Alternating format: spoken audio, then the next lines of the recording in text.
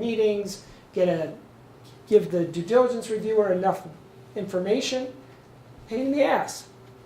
However, it's also a pain in the ass to drive out to Yardley to meet with a single angel and then run over to Paoli to meet with a single angel. And this angel says, yeah, I love your deal. I love it. They're not writing a check because they're waiting to see, whoever else is. And is Ben Franklin in on it? Right? Or whatever that may be. So each of that thing is time. Going to New York each time you go to New York is time. If you add up all the time that you were trying to raise that versus filling out an application, the pain in the ass of that, did it work out? Did this help you in other ways? I'm not saying yes or no. I'm just saying really look at the time for each part of the fundraising process. And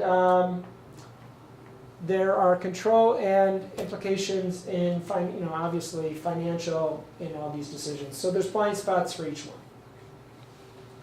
The when, expect 6 to 12 months, especially for a first-time raise.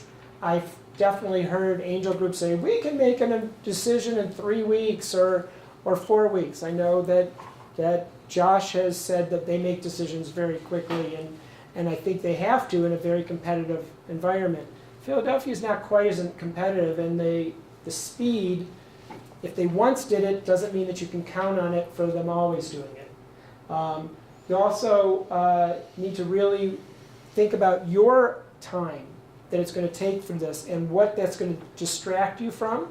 And are you still going to be able to grow at the same pace during this 6-month process when you're not as focused on the business? Do you have the other people around you to support you for that?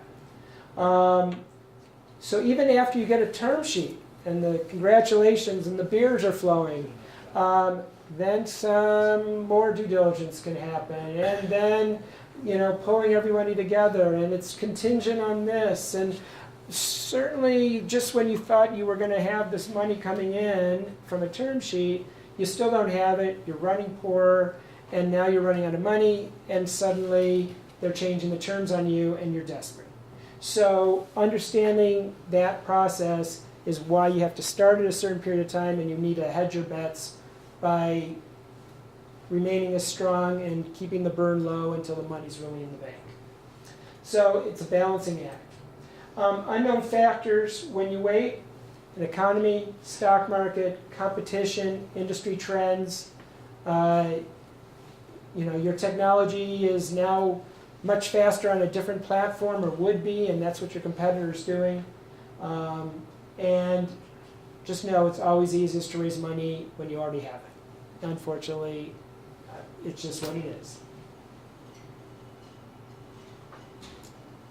I think I went through most of this. So, in ending, a funding strategy is interdependent on all these different components and the goals and risks that you have. If you want to have, if you're looking for a home run and you want to walk away with $50 and $100 million and that's where you want to get to, there are a lot more risks than if you want to bootstrap, and if you're really happy if you sell for $3 or $4 million and you walk away with $3 or $4 million. So, but there are risks in going for 3 or 4 as well. The more you learn about your business, all these decisions get changed. There's no absolute right or wrong way of doing it, and I could talk on the topic for a long time. In terms of the blind spots, each one of these components, as well as every other component in your business in general, has one. One of the most important ones are who are you as a manager, okay? So I know managers who don't have women on their team or don't have minorities on their team, and they're not getting a certain, that's their blind spot. They're not realizing what they don't have. I know other ones that are really arrogant, and the benefit to that is that people follow them like a Pied Piper because they sound like they really know everything they're doing. What's bad about it is investors may get turned off about it. So each one of these things that may work for you in one component may have a challenge for you in another, And figuring out the blind spots, I believe really strongly, is you want to make sure you have people around you that will tell you the truth, or at least their version, and then you can analyze it. And having good trusted advisors helps with that as well. Hey, so does anyone have any questions? It is 9:30 and we are breaking the record for the longest meetup. We're going to call Guinness. But does anybody have any questions? Seriously, Alan, great presentation, a lot of value here. And I'm just going to go through this last thing in like 3 minutes, just free resources. I just put it together. So Alan, thanks. So I'm going to go through this real quick. And again, really appreciate everybody coming to this today. So, I mean, in terms of what I do, I think of myself as really an expert in Philly when it comes to tech. And what I did was, if you are trying to get into tech, or you're in tech and you're trying to expand in tech, these are the places you need to go to as soon as possible, right, and check out. Most people know about these, some people don't. Philadelphia's Startup Leaders is probably the largest single hub for technology in Philadelphia. Alan Krause could probably answer when it started. It's been a long time ago. It started like 4 or 5 guys like in Philly. I don't know what year it started. Chris Sarah and these guys. It's been around. It's got a listserv, right? It's got a Slack channel. Listserv is, if you guys know what that is, Google listserv. It's got a Slack community. So the other one is Pact, right? I was going to do a demo of Pact. Absolutely check out this website. There's a couple papers on here that explain how Philadelphia is one of the best areas in the country for investing, right? A lot of people say Philly sucks about investing, it's terrible. And then you see these articles about healthcare and biotech in these areas. Getting investment is, I think, all kind of what you make it, right? If you want to get investment really badly, you'll get it. Right? You just need to be talking to the right people, right? That's my feeling. A lot of people are talking to the wrong people when it comes to investing, right? So Philly Tech Guide, right? Another great site actually put together by Philadelphia Startup Leaders. It has basically the top tech companies. I was going to do another presentation that talked about the top 50 tech companies in Philadelphia that I do, right? A lot of those companies are like on phillytechguide.com. There's a Philly Dev community Slack channel. These are the places, Alex, that these communities I hit when I'm helping clients find resources. I mean, I'm generally attacking these communities, right? Because this is where these people live and where they work.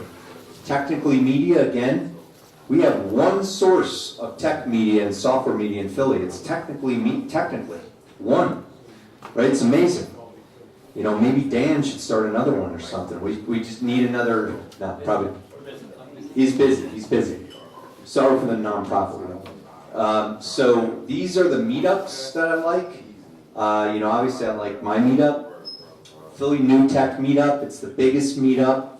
There's probably 250 to 300 people at each one of their meetups every month. Bootstrappers Breakfast, if you have a software or technology, or you just want to see people do pitches. Basically, these guys are doing pitches, and they're doing it all over Philadelphia. There's one in Delaware, there's one in Princeton. Basically, you just go and you could learn, how to do pitches. First Round Capital. Has anybody heard of First Round Capital before? First Round Capital is probably the best Series A investing company in the world, and they're based in University City. And they have a phenomenal database on here of news. Like if you want to check out the latest news, aggregated news on anything tech, go there. These last ones are probably one of the most important guys. AngelList. Has anybody been on AngelList before? Okay. So if you want to get into the startup world and work for startup companies, right? You go to AngelList. You type in Philadelphia startups, and like 150 companies will come up, and it'll be jobs, it'll be tell you what's happening. So go to AngelList. Every startup, I was just talking with my partner Mike Puskar about this today. Every startup needs to have a great Crunchbase profile. Mike Puskar told me this today, and was talking to an investor about it. Like, you gotta have a really good Crunchbase profile. There's a lot of good data about startups in Crunchbase about, like, so you're wondering, hey, Sidecar, who's their investor? Just go to Crunchbase and look up Sidecar, and you'll know that it's, you know, a guy that's around my age named Mike something. He's like a billionaire. He worked for GSI Commerce. You know, he's 45 years old, and he's a multi-billionaire, right? He's one of the richest guys in the Philadelphia area. Does anyone know his last name? Michael something. He's pretty much the second richest person in the Philadelphia area outside the woman that owns Campbell's Soup. He started GSI Commerce.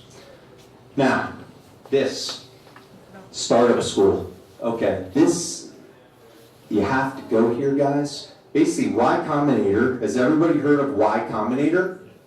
Okay, Y Combinator put their whole entire educational way they train their startups online that you can view. It's like 50 videos of how to build product, how to do marketing, how to recruit, how to do everything, right? It's amazing. They actually have a startup school. All the videos are on YouTube. They're amazing. They updated them. You know, if you're building a product, you got to go there and check it out, right? Dream Adventures, they're local, right? Again, these guys are a tier 1 incubator, and I forgot to put Techstars on here. Techstars just moved into Comcast, right? So basically, we have a tier 1 incubator in Philly called Techstars that is part of Comcast right now. Dream It, you know, I love Dream It. You know, they're most likely like a tier 2 incubator, but very good incubator. They actually referred me one of my best clients last year. I mean, so I'm very, very happy they're one of my partners. Now, the last thing I wanted to say is everybody need to hire people.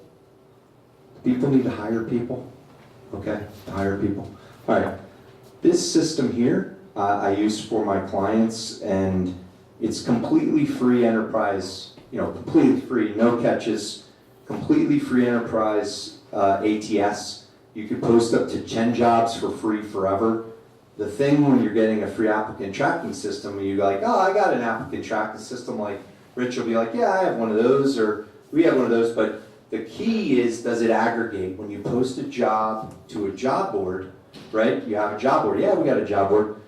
When you post the job to this job board, it posts it to 30 job boards, Indeed, LinkedIn, all the job boards for free, right? So it's completely free. It's amazing. You know, and you know, you get a lot of the people, and it allows you to actually also do hunting because it gives you a shortened link of the job as well that you can use to hunt people down and actually find those people for you. So that is it.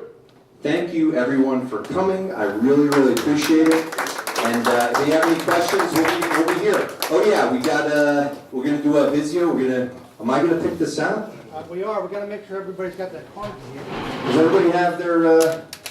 Does anybody want to put their business card in here? Because we're probably gonna pick one out, and they're not gonna be here. I think the person is quicker. Probably. Do they have to be present? Does everybody have their business card in here? So I think, you know, I'm going to pick it out. Okay, let's do it.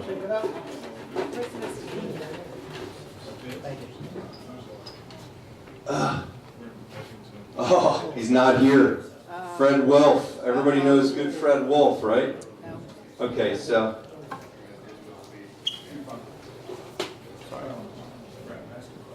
Oh, yeah. Alan Krause. You said he never won anything in his life. He just won a Fire TV stick. Congratulations. Thank you very much. Cool. All right, awesome, man. Nice. All right, thanks for stopping by. And would anybody like a pizza? Would anybody like a pizza? I'm giving away pizza pies. Anybody want? Take a pizza pie. Or take some snacks.